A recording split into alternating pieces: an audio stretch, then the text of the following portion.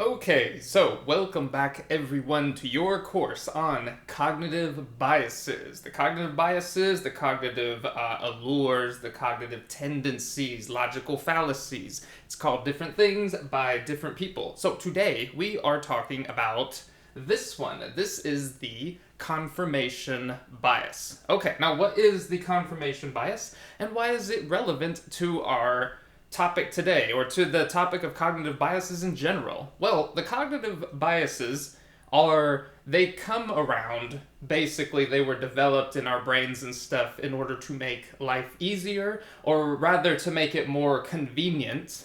We use less energy when we use these biases and just get into certain methods of thinking, right? This particular one, the confirmation bias, in a way kind of makes that process a little easier for all the rest of the biases. Let me tell you what I'm talking about. So, how would we define the confirmation bias?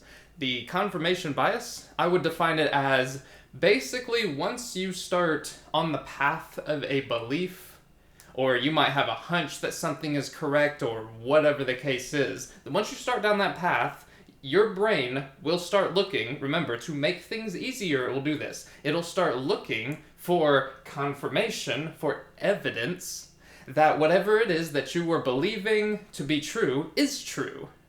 Does that make sense? For example, just as a really, let's say, look, let's go ahead and write an example up here. I'll do this in a different color, and you can see a little bit more of what I'm talking about. And you'll be able to come up with your own, too. Confirmation bias is one of the most dangerous ones within ourselves. Like, not that some of the biases other people can kind of use on you, such as media bias, for example. This one right here, we kind of do to ourselves more than other people do, okay? But you'll see what I'm saying when I put up the example. So, here's you. This is you right here. This is you. Alright, and you. Let's say you go into a gas station.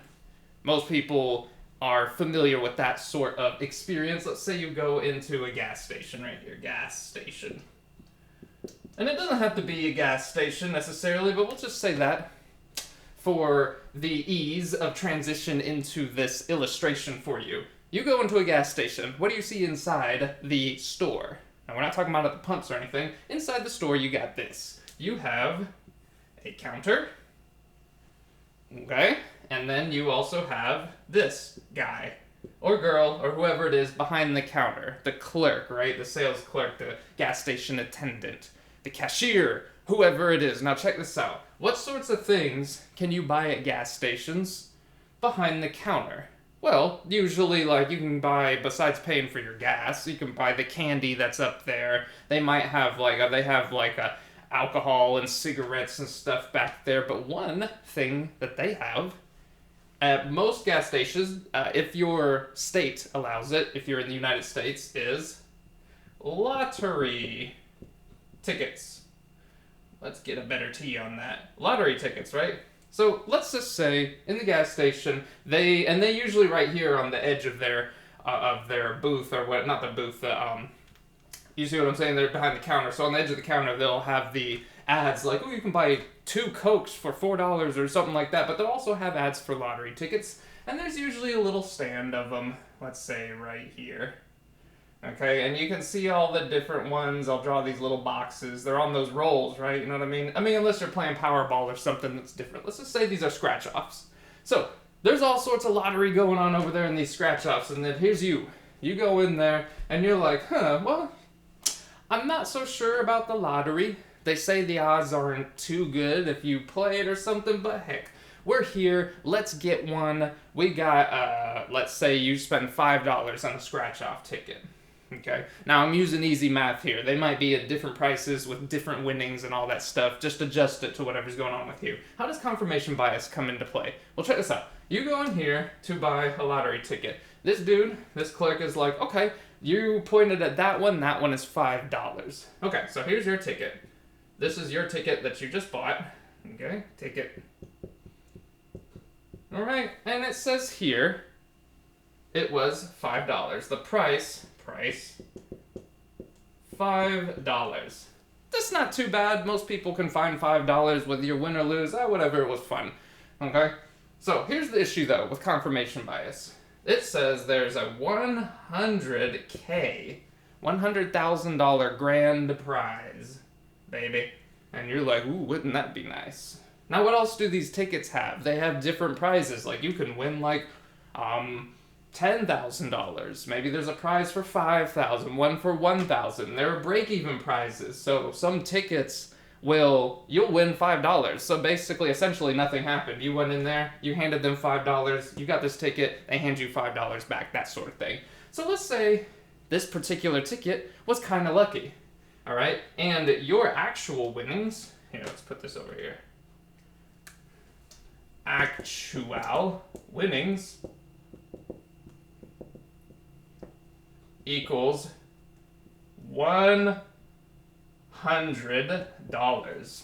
Wow, man, you spent $5, made $100, you got yourself a nice tidy profit of $95. Right? And this is what confirmation bias does. Confirmation bias goes, whoa, dude, that was really easy.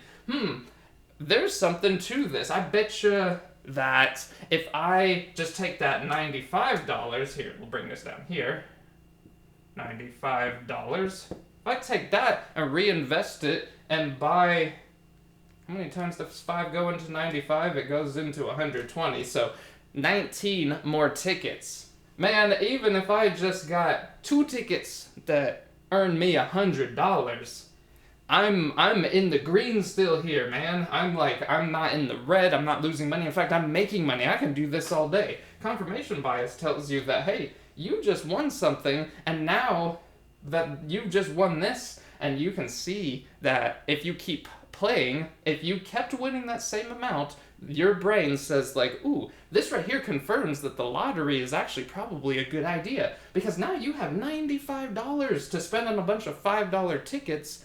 The odds are probably pretty good. I mean, the first time you tried here, you made $100, right? So your brain is like, that's confirmation right there. Every time you go into the gas station, you should at least buy one, because look at what can happen, right? And you could win this $100K. It's technically possible. Right? So you take that $95 and you reinvest this into more tickets. And you know what happens? This is what happens. Including all the break-even prizes, you probably will, after everything is said and done, you're going to get a couple of them that win a few prizes. $5 break even, $10 here, $20 there, but overall, if you kept doing this, you would be in the negative. All right? So you would be negative money, because you would end up with less than this. If you won 2 tickets, and one of those tickets was $10, one was $20, and then you won 3 more that were $5 each, right? That's what, $45. But 95 minus 45, that's $50. Right? So you're in the hole $50. That means you have negative $50. Just taking that example. But here's the thing. As you're playing, and then your body is like, ooh, it's excited. You can win this money. And it is exciting. If you've ever played lottery, it's a little exciting here and there. The issue is, because of cognitive biases and because of humans' tendency to get addicted to things and that adrenaline rush you get by scratching a ticket off and whatnot, it takes it over. And then now, this is how the lottery system wins. Because even if you don't do this deal every single time, you're like, hey man, remember that one time I won $100? That's confirmation that it's a numbers game. Eventually I'm gonna get that $100K. And then you come up with all the things. Ooh, I'm feeling really lucky today. You know, I had a good, like, I don't know, had a good day, I found $5 on the ground, I might be up for promotion later on, maybe, or maybe a little bit of a raise, maybe my astrology forecast looks good for this month, all right? No offense to anybody in astrology. People in astrology would probably tell you that, hey, just because your forecast looks good, you don't want to just be doing a bunch of this stuff. But this is how it works. This is how it works on our brain. That confirmation bias goes, oh, we had a good astrology reading. We found $5. We're feeling lucky. We got up in a good mood. I'm due for a raise at work. Or whatever else is going on in your life that is kind of making you feel, yeah, I'm feeling good. These things, you're thinking, this is confirmation. I should get another ticket. Maybe this time I'll buy 3. Let's say that this whole thing happened, you're a little bit burned on it, you're like, oh, well, it happens. But then, that feeling of excitement, the fact you won 100, which is a lot more than most people win on the average lottery ticket, that's a scratch-off. Alright? Now you're thinking, like, it's only a matter of time. All those good things that are happening to you, and this right here, that's the one time you won $100, your brain uses that as confirmation bias and says, like, oh yeah, remember that stuff? That right there is telling you your belief in the fact that, hey, if you just keep playing, eventually you'll get this 100K, or maybe it's more. They got lottery tickets, scratch-offs you can pay $50 for and win, I don't know, 3 or 4 or $5 million as a grand prize or more. I don't pay that much attention to it, but I know there's ones that are more expensive than $5 and have more of a payout than $100,000. By the way, like if you're buying a $5 lottery ticket, the grand prize might not be $100,000. It might be 50 or something. I haven't been in there, but like I said, adjust the numbers to where it makes sense. The confirmation bias, the important part of this, is it's saying that, hey man, here's you. You went to the gas station one time, you bought a lottery ticket, and this just has to happen one time to trigger that in you, and you feel that excitement and that elation. Even if you go and spend the rest of it, your brain is thinking it's hedging its bets. It's remembering this dopamine rush. It's hedging its bets, and it's thinking, oh, well, that was that time. Maybe the next time. Maybe the next time. Remember, our confirmation is that you won 100 once.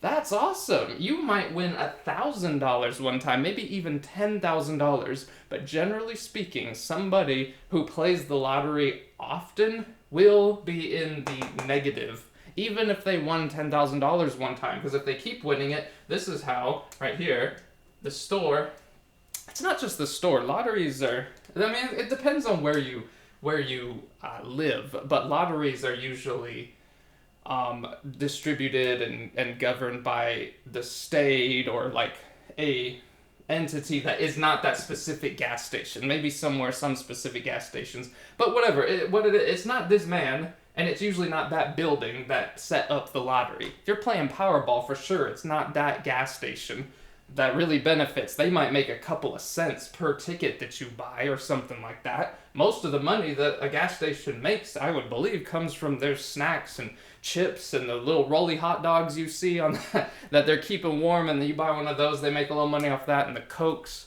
You see what I'm saying? The beers and the cigarettes and stuff like that. I don't think they make as much money on lottery and like the actual gas. Okay, so anyways, that's confirmation bias.